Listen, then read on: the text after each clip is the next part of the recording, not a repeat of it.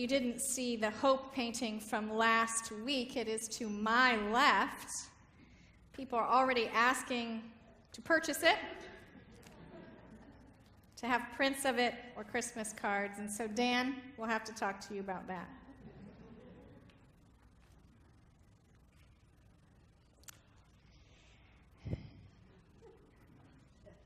We will do a lot of things to keep the peace. As parents, we will give in. We will slide that electronic device in front of our child, guilty, to stop the whining. We'll settle for them attending sports instead of church. We will make that chocolate cake breakfast if it will keep some level of peace in our households. And as families, we will do the same.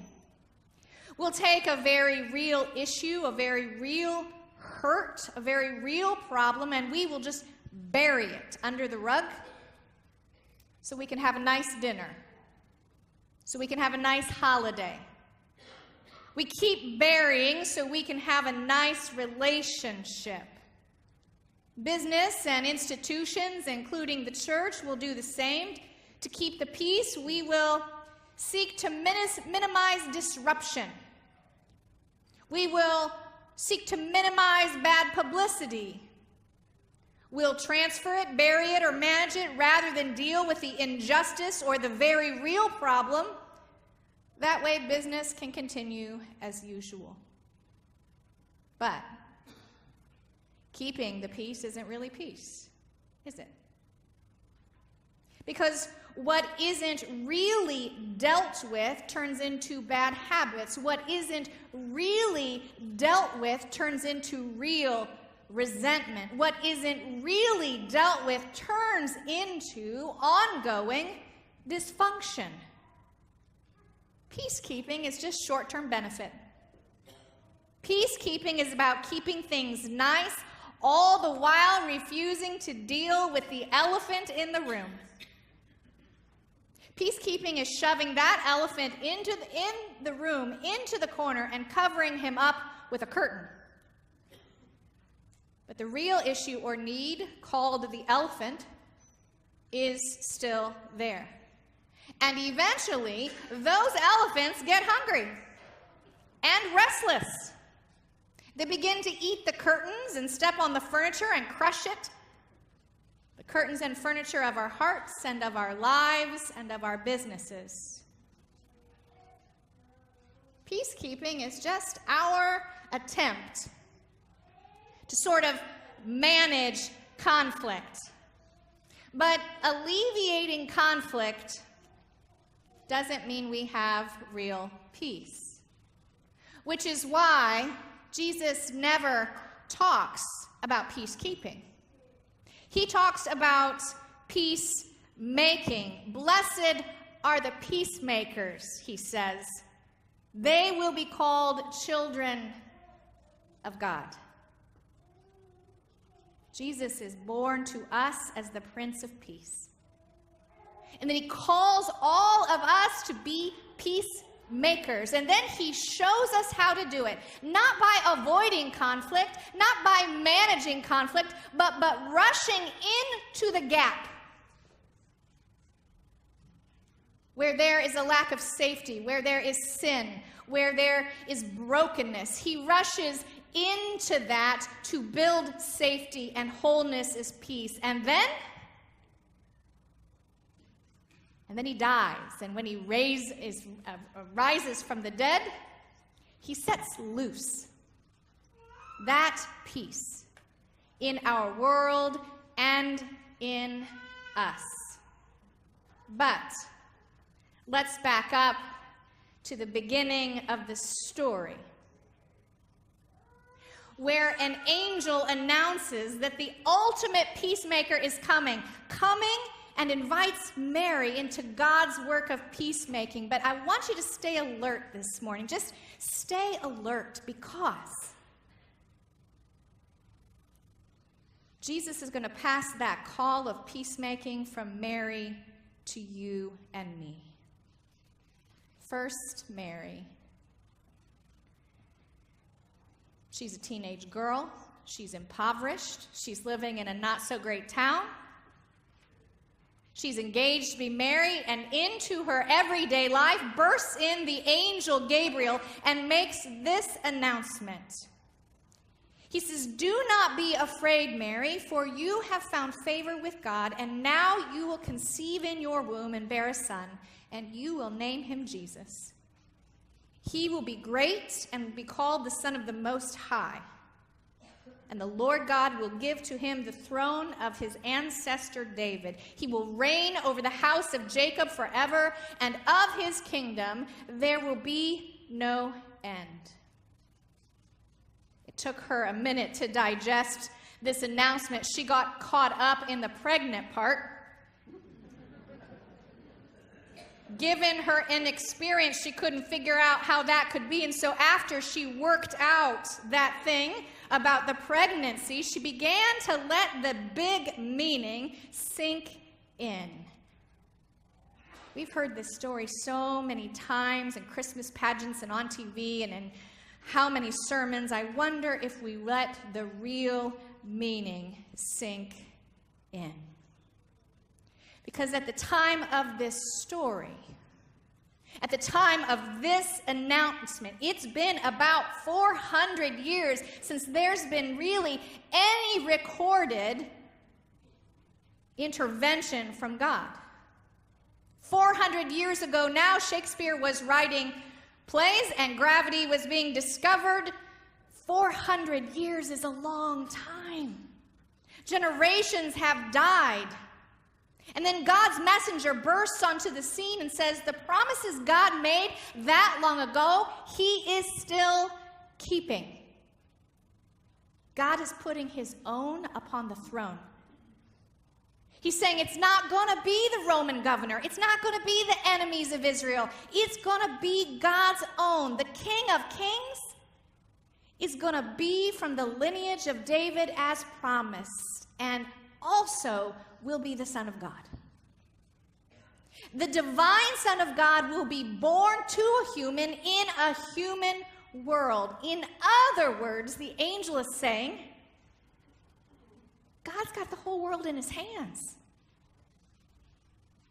In the midst of the struggle, one way or another, you are safe. God's got this. That's real peace.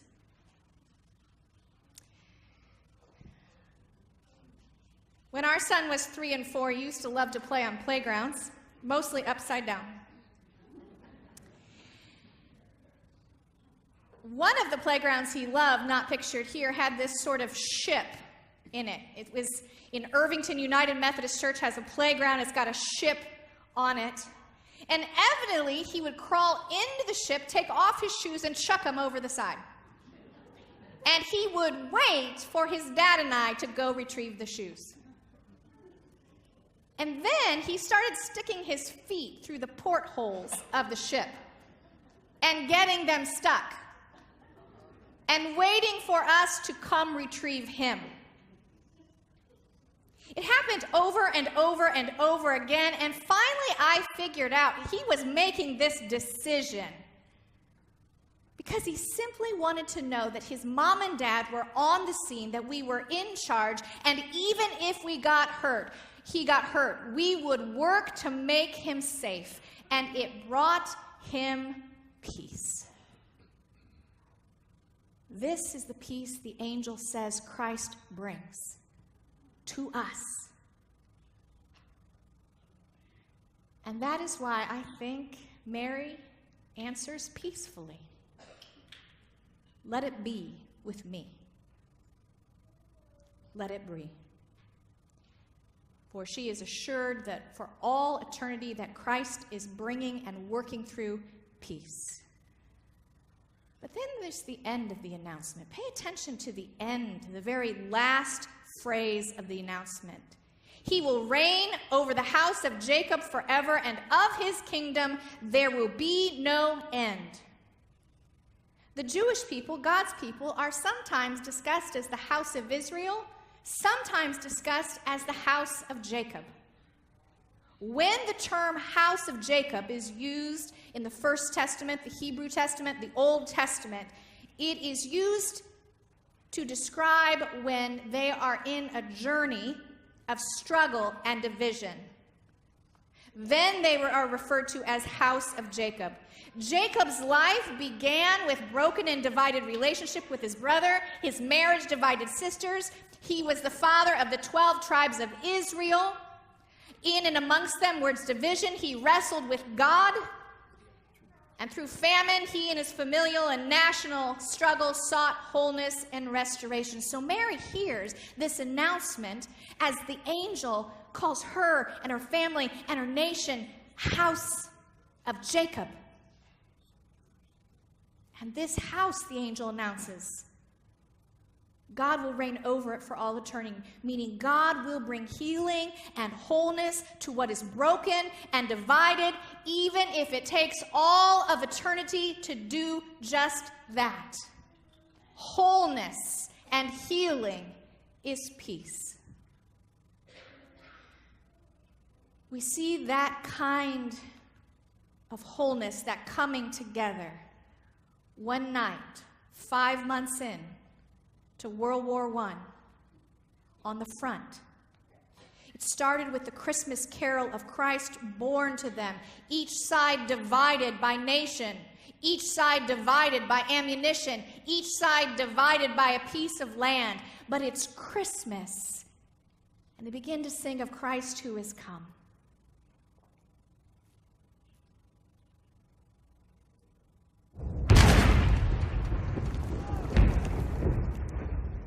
Jenkins, open. No.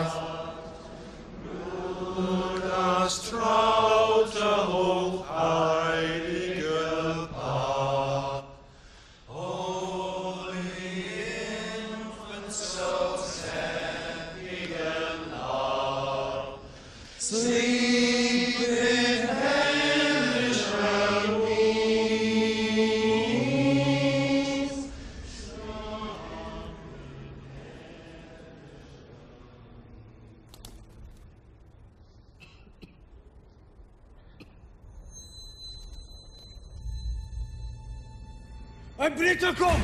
Ein Britter kommt! Jim? Jim! Don't do it!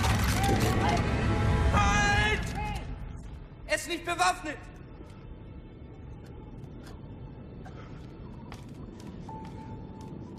Nein, Otto! Jim!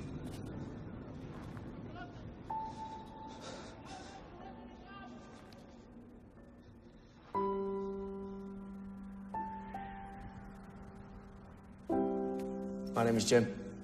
Mein Name ist Otto. Pleased to meet you, Otto. Freut mich. Rose, she's called. Ist schön. Ist schön.